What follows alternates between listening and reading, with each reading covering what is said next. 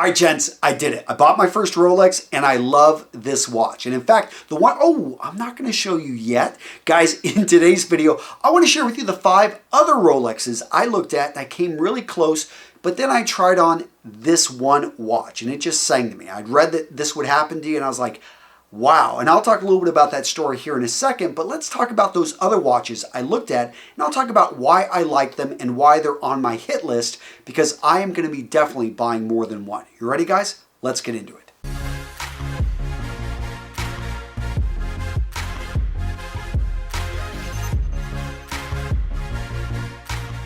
Okay, so we're here at the Rolex website, and as you can see, beautiful website, well laid out.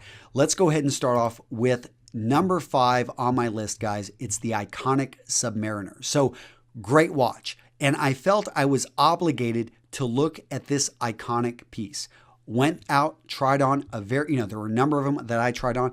I have to admit, I really did like the two-tone right here with the steel and yellow gold, the blue face. And here's the thing. I love the blue face. And I really thought I was set on my first watch having a blue face.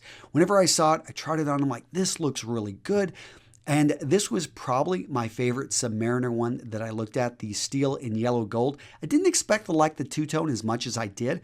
I also went over and looked at a straight steel, and they were beautiful as well. It was definitely something high on my list, and I thought it was a great looking watch. I just didn't feel this was going to be, though, my everyday wear. And I have to admit, I wanted something a little bit unique.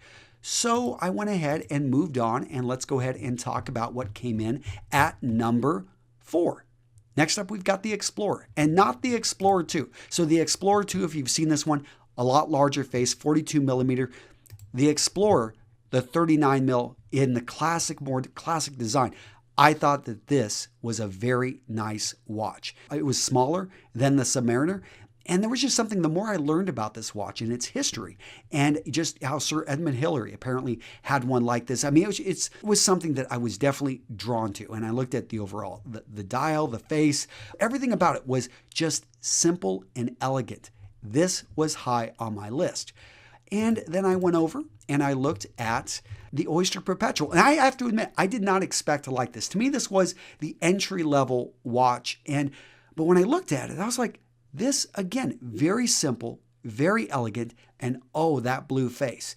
And it was actually the best price, the most affordable of all the Rolexes I looked at. And I'm looking new here. The only thing that threw me off about this, and I couldn't tell if I liked it, then I tried it on and I sort of liked it, was actually the green. The green right in here, see that part right there? That was what threw me off. And I looked at some of the other colors and I thought, they look pretty good. I like the blue quite a bit more. I didn't expect to like the gray face as much, but I thought I was like, I wanted to go something with the blue face. And that's really where I was going. I felt I would get bored with the Oyster Perpetual. I am probably going to pick one up here in the next couple of years. But then I went like, let's look at something that's got a lot more complicated, something that is definitely a lot more expensive, but something when you put it on, you're just like, wow, that is a timepiece. And for me, that was the Daytona. So I went over and looked at the Daytona, all the details on this, the history. You definitely was drawn to this. This was a beautiful watch. And I even looked at some older watches that were in the Daytona. The thing that threw me out with the Daytona, I mean, I knew they would be expensive, but man, they blew out my budget.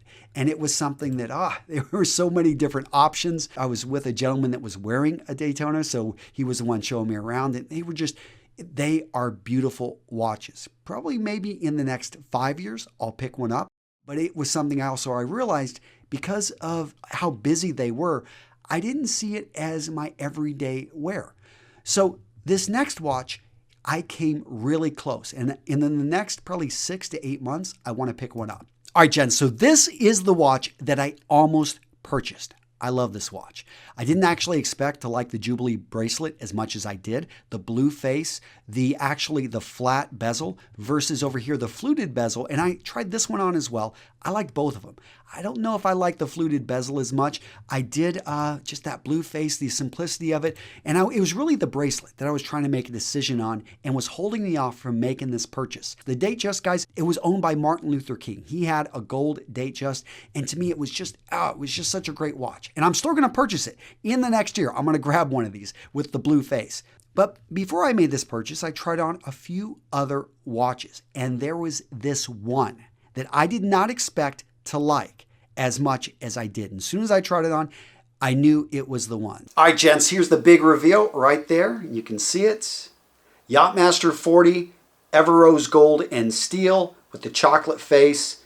Just a beautiful watch that, honestly, when I saw it in the case, I thought that was a nice watch. But when I put it on my wrist, I was like, wow, this is my watch. And I pretty much made the decision right there. Talked to a friend. He had a friend in the industry, got me a great deal. And I was like, yeah, I'm going to make this happen. I just love this watch, guys. And it's funny. It's, I've owned quite a few nice things.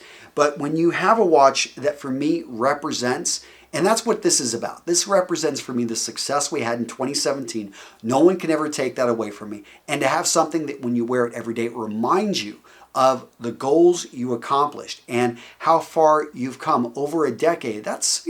It was special to me. So guys, and I am in the market for another Rolex. So if you know an authorized dealer that cuts some pretty sweet deals, please feel free to put me in contact with them, guys. I'm excited. I'm going to pick up that other Datejust here soon. But that's it, guys. Take care. And again, let me know in the comments what you think of my choice. Agree, disagree? Would you see me wearing a different watch? What should be my second Rolex? Guys, that's it. Take care. I'll see you in the next video.